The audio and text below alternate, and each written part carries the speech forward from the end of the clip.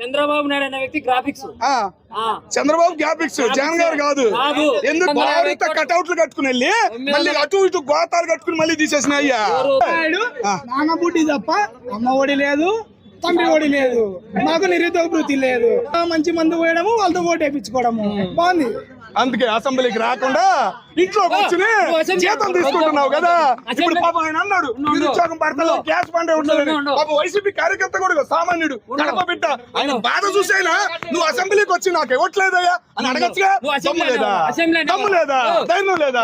రైతులకి గిట్టుబాటు ధర కింటాకి మొక్కజొన్నకి ఎంత ఎత్తున్నారు మీ ప్రభుత్వంలో, వీటికి ఆసరి కూడా వెళ్ళిపోతా. ఓకేనా జగన్మోహన్ రెడ్డి గారు ఎందుకు అడగట్లేదు అసెంబ్లీకి వచ్చి? జగన్మోహన్ రెడ్డి గారు అసెంబ్లీకి ఎందుకు వచ్చి అడగట్లా? జనసేన ఆవిర్భావ దినోత్సవం.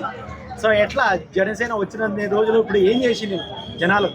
2 సంవత్సరాలు ఏం చేశాం ఏంటి అనేది రాజకీయ పరంగా ప్రతి కార్యకర్తకి బుక్ అందించారు నాదెళ్ల మనోహర్ గారు.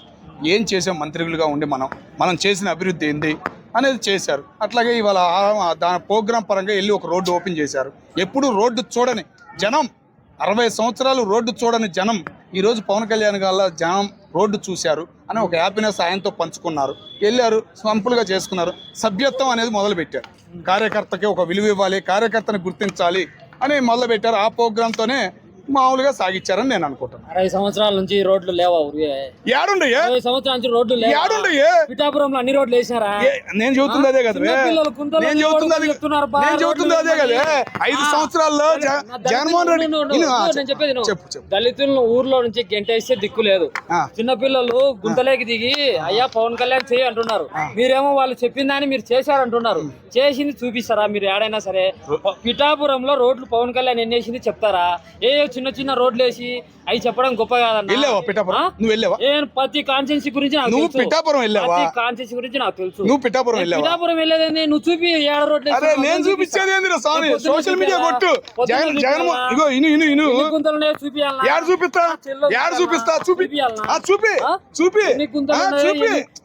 డబ్బాలు కొట్టుకుంటా ఊరికి ఉండేది మాట్లాడండి.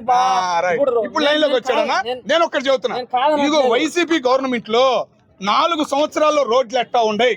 ఆ వీడియో పైన పెడుతున్నారు. రీసెంట్ గా వేసిన రోడ్లు వీడియో పెడుతున్నారు. ఇంకేం కావాలి?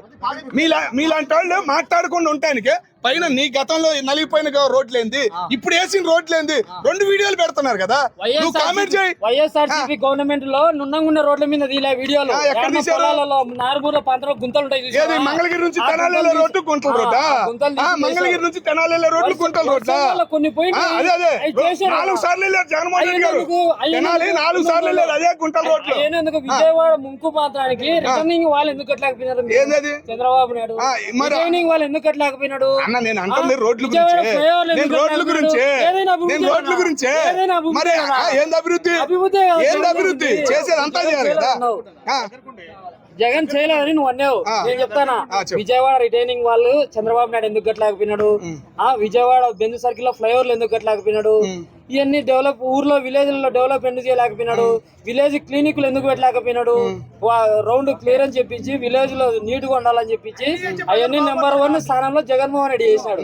మీ వాళ్ళు ఏం చేసినారు? జగన్మోహన్ రెడ్డి గారు హాస్పిటల్ 14 హాస్పిటల్ రాయిలు వేశారు కదా. సేమ్ అట్లాగే చంద్రబాబు రాయిలు వేసిన దాన్ని నువ్వు 2-3 రోడ్లు పూర్తి చేసావు. అవి కూడా పూర్తి చేయలేకపోయావు కదా.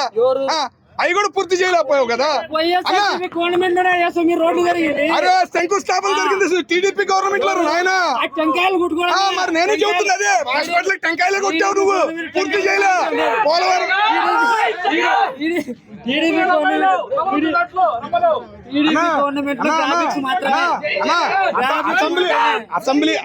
అసెంబ్లీ సాక్షిగా అన్నా ప్లీజ్ ఎవరొద్దా అసెంబ్లీ సాక్షిగా పీకేస్తా పోలవరం 2020 ఎంతనా 2023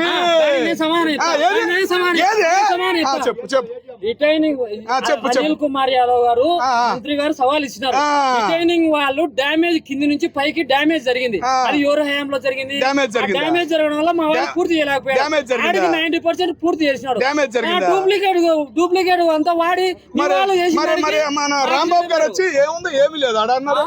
ఏముంది ఏమీ లేదన్నాడు 90% జగన్మోహన్ రెడ్డి పూర్తి ఏమీ లేదు అన్నాడు కదా 90% జగన్మోహన్ రెడ్డి ఏమి లేదన్నాడు కదా వచ్చి రాంబాబు గారు ఏం పోలవరం ఏంటంటే ఏముంది ఏమీ లేదన్నాడు మరి చెప్పొచ్చుగా పగిలింది అంత డ్యామేజ్ అయ్యింది నీ గవర్నమెంట్ లో చెప్పొచ్చు మంత్రులు ఏ గవర్నమెంట్ లో చెప్పాడు ఏ గవర్నమెంట్ లో చెప్పాడు ఎందుకు పోలవరం ఎన్నిసార్లు గేట్లు కడిగినాడు ఎవరు? చంద్రబాబు నాయుడు పూర్తి చేశాడు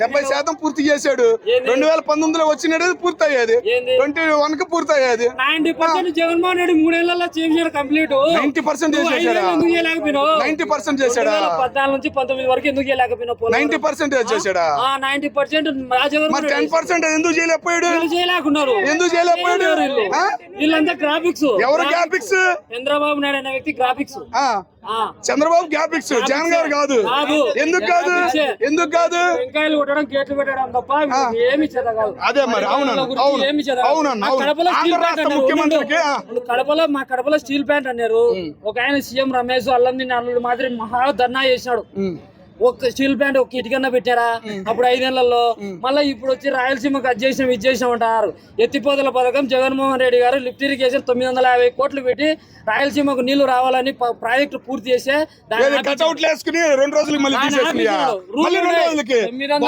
కట్అవుట్లు కట్టుకుని వెళ్ళి మళ్ళీ అటు ఇటు గోతాలు కట్టుకుని మళ్ళీ తీసేసిన అయ్యా కదా 950 కోట్లు ఖర్చు అదేనా నేను అంటుంది అటు ఇటు పట్టాలు కట్టుకుని మధ్యలో వెళ్ళి ఇట్లా చల్లి మళ్ళీ కొబ్బరికాయ కొడతాను కూడా పైకి మళ్ళీ తీసేయడం మీ జగన్మోహన్ రెడ్డి గారు మరి అయ్యే కాదు మీరేం చేశారు చెప్పు ముందు అది కాదే అయ్యే చంద్రబాబు నాయుడు అనే వ్యక్తి నేను ఒకటే చెప్తా చెప్పు చిన్న పిల్లలు జగన్మోహన్ రెడ్డి స్కూల్ కట్టారు జగన్మోహన్ రెడ్డి గారు ఇచ్చారా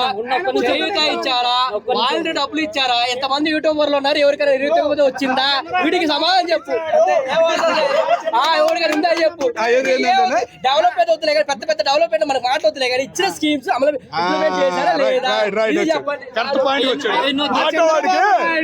నాన్నబుడ్డి తప్ప అమ్మ ఒడి లేదు తండ్రి ఒడి లేదు మాకు నిరుద్యోగ వృత్తి లేదు కేవలం నాన్నబుడ్డి ఇవ్వడము వాళ్ళని రెచ్చగొట్టడము జగన్ మందు అది చేశాడు ఇది చేశాడని వీళ్ళు బాగా మంచి మందు పోయడము వాళ్ళతో ఓటు వేయించుకోవడము బాగుంది అందుకే అసెంబ్లీకి రాకుండా ఇంట్లో కూర్చుని జీతం తీసుకుంటున్నావు కదా ఇప్పుడు పాపం ఆయన అన్నాడు నిరుద్యోగం పడతలో క్యాష్ పండే ఉంటుంది పాప వైసీపీ కార్యకర్త కూడా సామాన్యుడు కడప బిడ్డ ఆయన బాధ చూసైనా నువ్వు అసెంబ్లీకి వచ్చి నాకు ఇవ్వట్లేదయ్యా అని అడగచ్చుగా దమ్ము లేదా ధైర్యం లేదా అసెంబ్లీ అనేవాళ్ళ అసెంబ్లీలో 3 పార్టీలు మీవే కదా 3 పార్టీలు మీయే కదా బీజేపీ ప్రతిపక్షం నీకే కదా ప్రతిపక్షం నీకే కదా ప్రతిపక్ష హోదా ఇస్తే జగన్ హోదా అంటే ఏంది హోదా అంటే ఏంది హోదా అంటే ఏంది ప్రతిపక్ష హోదా హోదా అంటే ఏంది అవన్నీ వద్దున్నా హోదా అంటే ఏంది తెలియదు నేను చెప్తాను అదే జగన్మోహన్ రెడ్డి గారికి ఎప్పుడు వచ్చిందో కూడా తెలియదు ఆంధ్ర అవతరణ ఎప్పుడైంది ఆంధ్ర అవతరణ ఎప్పుడైంది 1953 ఆంధ్ర అవతరణ జగన్మోహన్ రెడ్డి గారేమో 1923 అంటాడు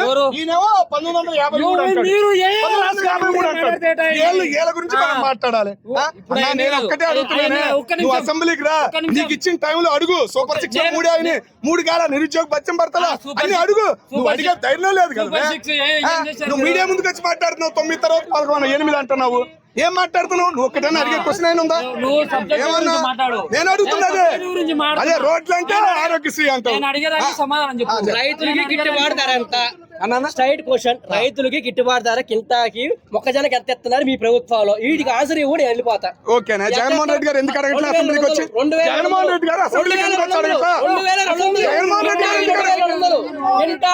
ఎందుకు వచ్చి మీ మాజీ ముఖ్యమంత్రి గారు ఎందుకు అడగట్లా మీ మాజీ ముఖ్యమంత్రి ఎందుకు అడగట్లా వ్యవసాయ శాఖ మంత్రి ఎందుకు అడగట్లా ఎందుకు అడగట్లా మీ ముఖ్యమంత్రి గారు మీ అభిమానం ఎందుకు అడగట్లా